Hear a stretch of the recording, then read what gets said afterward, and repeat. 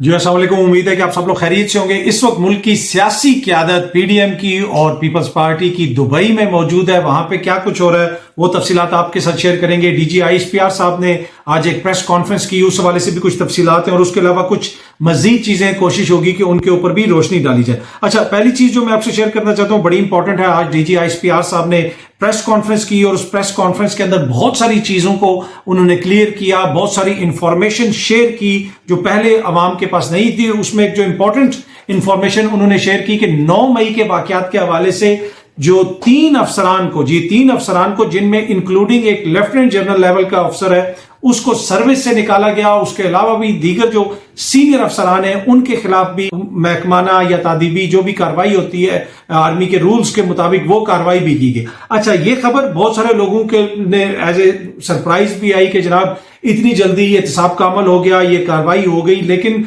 जो लोग थोड़ा बहुत इस सिस्टम को समझते हैं, फौज के अंदर एहतसाब का जो निजाम है वो बड़ा सख्त है और ये कॉन्टिन्यूस प्रोसेस है। ये इस वक्त तो माहौल ऐसा है कि खबर बाहर आ गई और इसलिए कि आपको पता है जो सियासी माहौल है, हर किस्म की खबर बाहर आती है। लेकिन ये एक जिसे कहते हैं ना मुस्तकिल प्रोसेस है जिसके तहत ये चीजें चलती रहती हैं। जो भी उसमें मुलविस हो, जो उस सिस्टम के अंदर पकड़ा जाए कि जहां पे लगे कि उसने अपनी काम सही तरीके से नहीं किया या उसके ऊपर कोई इल्जाम है, तो प्रॉपर तहकीकात होती हैं और उसका फिर बचना मुश्किल हो जाता है। और यही चीज हमने देखी और माजी के अंदर भी इस तरह के बहुत सारे वाकयात हैं। कुछ वाकयात रिपोर्ट होते हैं, कुछ वाकयात रिपोर्ट नहीं होते। तो ये कोई नई चीज नहीं है। एक डिसिप्लिन फोर्स के लिए ये बड़ा जरूरी है कि उसके अंदर एहतिसाब का अमल बड़ा इंपॉर्टेंट हो। इसी वजह से जो बहुत सारे लोग अपनी तरफ से ये कहते रहते हैं कि जी फलाने बंदे ने ये कर दिया तो 2016 में उसने ये कर दिया। नहीं, इदारे की एक सोच होती है, उसके मुताबिक आप चलते हैं। डिसिप्लिन के तहत इदारा काम करता है और उसमें कोई भी शख्स जो है जहां पे वो सिस्टम के अंदर हाईलाइट हो जाए कि इसका ये मसला है या वो मसला है, फिर सिस्टम से बचना मुश्किल हो जाता है। डीजी आईएसपीआर साहब ने जहां पे ये प्रेस कॉन्फ्रेंस की 9 मई के वाकयात के हवाले से और बताया कि बहुत सारे जो लोग हैं उनके मुकदमात इस वक्त जो आर्मी एक्ट के तहत चलाए जा रहे हैं, गालिबन 102 के करीब लोग हैं। लेकिन दूसरी तरफ अदालत के अंदर ये केस भी चल रहा है कि क्या इन लोगों के मुकदमात फौजी अदालतों में चल सकते हैं, आर्मी एक्ट के तहत चल सकते हैं। अब देखें, इस सारी बहस के अंदर 2-3 चीजों को समझना बहुत जरूरी है। एक तो यह कि जो 9 मई का वाकया है वो हुआ, उस रोज पाकिस्तान के अंदर जलाओ गिराव हुआ, कुछ ऐसे वाकयात हुए जो नहीं होने चाहिए थे, जो काबिल मुजम्मत थे। अब उसमें अगर कोई मुलविस है, उसका जिस हद तक कसूर है उसको आइन और कानून के मुताबिक सजा मिलनी चाहिए। यहां पे ये नहीं है कि इस बहस के अंदर के जनाब ये क्या कह रहा है तो हुकूमत क्या कह रही है और अदालत क्या कह रही है, तो उस बहस के अंदर ये चीज हम भूल जाएं कि जी 9 मई तो हुई नहीं। 9 मई हुआ है, जो हुआ है वो नाकाबिले कबूल है, नाकाबिले बर्दाश्त है। उसमें जो मुलविस है आप आइन और कानून के मुताबिक उसके साथ सलूक करें।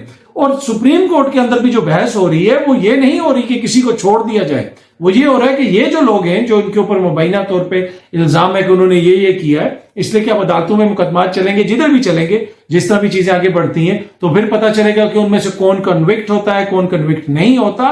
तो वो ये है कि तरीकाकार के ऊपर बात हो रही है।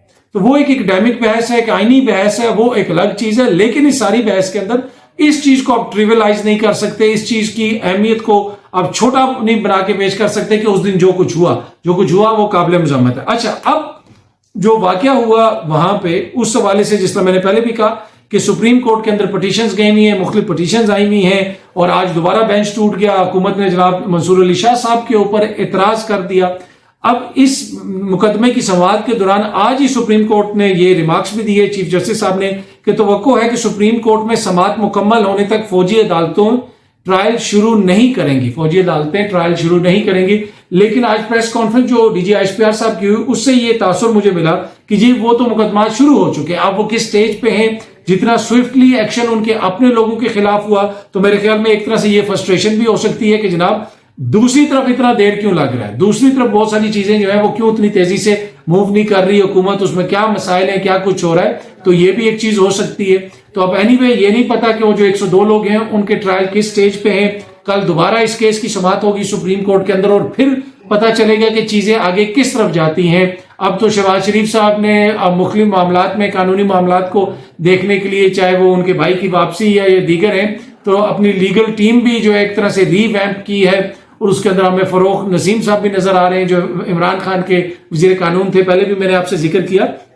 तो ये है, अब देखते हैं कि चीजें आगे किस तरफ जाती हैं, किधर मुकदमात चलते हैं। और जिस तरह मैंने पहले भी अर्ज की कि ये चीज तो बिल्कुल सामने है कि 9 मई के बदकिस्मत नाकाबिल कबूल जो है वाकयात पेश आए जो काबिल मजम्मत हैं। अब उसमें जो लोग मुलविस हैं उनके साथ आइन और कानून के मुताबिक सलूक होना चाहिए। और एक तरह से फौज ने यह पैगाम दे दिया कि जनाब देखें, जो हमारी तरफ से कोताही थी, जो हमारे लोगों की कुछ कोताही साबित हुई, उनके खिलाफ हमने कार्रवाई की और हाईएस्ट लेवल के ऊपर की। तो ये बड़ा इंपॉर्टेंट उन्होंने मैसेज दिया।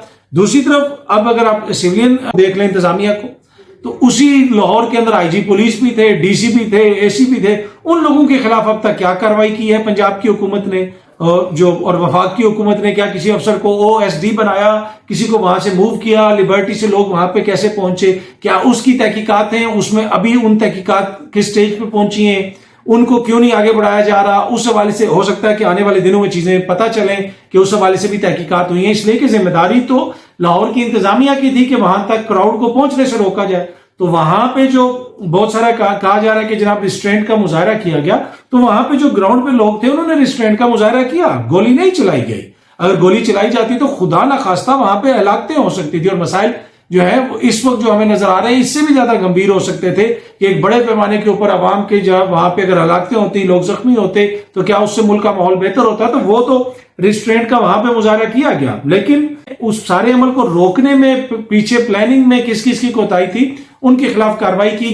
पर जिस तरह अर्ज की मैंने कि जो सिविलियन पुलिस है, इंतजामिया है, जिसकी बुनियादी जिम्मेदारी है इन सब चीजों की, उनके खिलाफ हुकूमत ने अब तक क्या कार्रवाई की, वो चीजें सामने नहीं आई इस वक्त तक।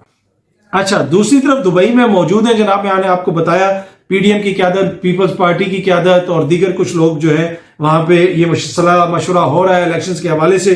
उसके ऊपर भी मैं आता हूं। नवाज शरीफ साहब की जो वापसी है उसमें कहा जा रहा है कि जनाब अब ये जो कानून बन गया, इलेक्शन एक्ट जो है उसका बिल नाफिज भी हो गया, क्योंकि कायम मुकाम जो सदर हैं आपके, जी हाँ जी, कायम मुकाम जो आपके सदर हैं सादिक संजरानी साहब, उन्होंने वो बिल को फौरन जनाब उसके ऊपर दस्तखत कर दिए हैं। उन्होंने कोई देर नहीं लगाई और खास चेयरमैन सेनेट की जो मराहत वाला बिल था वो भी इसी तरह पास हो जाता और ये खुद ही जो है कायम मुकाम सदर होते और उसके ऊपर दस्तखत करते और अपने लिए मराहत ले लेते, तो कैसी जमहूरियत की फतह होती। पर एनीवे ये वही सादिक संजरानी है जिनसे बड़ा इश्यू था खान साहब के दौर में, जिनके जो है वोट पूरे नहीं थे पर फिर भी बन गए। उस वक्त पीटीआई वालों को तो कोई इशू नहीं था, पीटीआई वाले कहते थे कैसा सरप्राइज दिया। लेकिन अब जो है, और ये वाले जो हमारे दोस्त कहते थे और उस वक्त हमें बड़ी बड़ी इखलाकी बातें सुनने को मिलती थी कि जनाब ये कैसे हो गया, वो कैसे हो गया। अब सादिक संजरानी साहब उनके ही चेयरमैन हैं और उनके ही कायम मुकाम सदर हैं और उनके ही बिलों के ऊपर दस्तखत कर रहे हैं और कहा जा रहा है कि जनाब मियां साहब की वापसी का रास्ता हमवार हो गया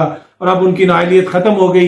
लेकिन मियां साहब एक इस केस में भी नाअहल है और उसके साथ साथ वो नैब के केस में भी नाअहल है। गालबन जो उधर सजा हुई है वहां पे भी नाअहलियत, if I am not wrong, तकरीबन 10 बरस की है। तो वहां पे भी उनको लीगल मसाइल हल करने पड़ेंगे। अब एनीवे इमरान खान का वजीर कानून जो है वो आ गया है लीगल टीम में शहबाज शरीफ साहब की, तो मेरे ख्याल में वो मुश्किलात को, लीगल मुश्किलात का कोई ना कोई हल निकालने की कोशिश करेंगे। बाकी दुबई में जनाब बहुत सारी बातें हो रही हैं, बहुत सारी चीजें हो रही हैं, इवन के हल्के लेवल तक बात हो रही है कि जनाब कहां पे क्या कोऑर्डिनेशन की जाए, किस तरह इलेक्शन लड़ना है, कौन वजीर आजम बनेगा, क्या किया जाएगा।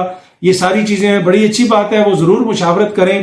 पर अच्छा होता कि ये मुशावरत पाकिस्तान में हो जाती और अच्छा हो जाता कि पार्लियामेंट के अंदर हो जाती। वो कभी कहा जाता जी वो फलाना जगह पे हम ख्याल लोग हैं, फलानी जगह पे जनाब हम ख्याल लोग हैं, वो हम ख्याल है, वो हम ख्याल है।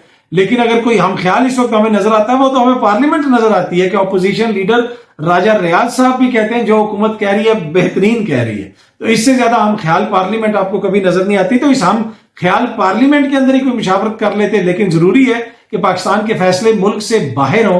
अगर मुल्क के अंदर होंगे तो वो जो एक तसलसल है मुल्क से बाहर फैसले करने का इस हुकूमत का, वो उसमें थोड़ा सा खलल आता। अब बहुत सारी चीजें वहां पे डिस्कस हो रही हैं, लेकिन इशू ये है कि अब आप दुबई में बैठ के हल्के तकसीम कर लेंगे, टिकट तकसीम कर लेंगे, ये कह देंगे जनाब यहाँ पे एडजस्टमेंट हो जाएगी, वहां पे एडजस्टमेंट हो जाएगी। फिर कोई ऐसा भी हल निकल सकता है, कोई ऐसा हल हो ना कि वोट भी दुबई में ही लोगों से डलवा लें या लंदन में डलवा लें या किसी और जगह पे। इसलिए कि पाकिस्तान में तो लोगों ने वोट भी देने हैं, तो ये भी बताना पड़ेगा कि किसने वोट दिया। जो इस्तेकाम पाकिस्तान पार्टी है उसको किसने वोट दिया, किस तरीके से वोट दिया। बहुत सारे लोग जो पाकिस्तान तहरीक इंसाफ को छोड़ के ओन चौधरी साहब के नजरिए से मुतासिर होकर इस्तेकाम पाकिस्तान पार्टी में गए हैं, अब उनको वोट किसने देना है, क्या अवाम भी ओन चौधरी साहब और दीगर जो क़यादत है इस्तेकाम पाकिस्तान की, उनके नजरिए से मुतासिर होके वो जो है वोट डालेंगे? और एक तरह से यह भी तासुर दिया जा रहा है कि इस्तेकाम पाकिस्तान पार्टी जो है वो हुकूमत की पॉलिसी से मुतफिक नहीं है। तो यह भी एक अपनी नौयत का अलग वाकया होगा कि इस्तेकाम पाकिस्तान पार्टी की जो एक ऐसी इंपॉर्टेंट शख्सियत जो जिसके पास 3 ओहदे हैं गालिबन जमात के, वो काबीना के रुकन होते हुए उन्होंने ऑपोजिशन की जमात जो है लॉन्च की, और अभी भी पता नहीं उनका इस्तीफा मंजूर हुआ है या उन्होंने वजीर आजम साहब को दिया है या अपनी पार्टी को में ही दिया हुआ इस्तीफा। तो ये है कि एनीवे ओन चौधरी के नजरिए से बहुत सारे लोग मुतासिर हो रहे हैं, और दीगर जो मोजिज क़यादत है वो इस्तेकाम पाकिस्तान की, और वो इस्तेकाम पाकिस्तान को शेयर कर रहे हैं। क्या अवाम मुतासिर होंगे ये तो आने वाले दिनों में पता चलेगा, लेकिन बहुत सारे फैसले किए जा रहे हैं दुबई में। लेकिन जरूरी होता है कि जमहूरियत के अंदर जमहूर का भी ख्याल रखा जाए। 4 बंदे 5 बंदे बंद कानून में बैठ के फैसले तो कर लेंगे, पर वोट तो अवाम ने डालना है, और वो अवाम अपने वोट का फैसला वोट वाले दिन करेंगे। उस दिन फिर वो जो फैसला करेंगे, उस दिन चाहे ओन चौधरी का नजरिया चलेगा, किसी जमात का बल्ला चलेगा, शेर चलेगा या तीर चलेगा, ये फैसला अवाम जो है वो इलेक्शन डे वाले दिन करेंगे। बहुत जल्दी आपसे दोबारा मुलाकात होगी। Thank you so much.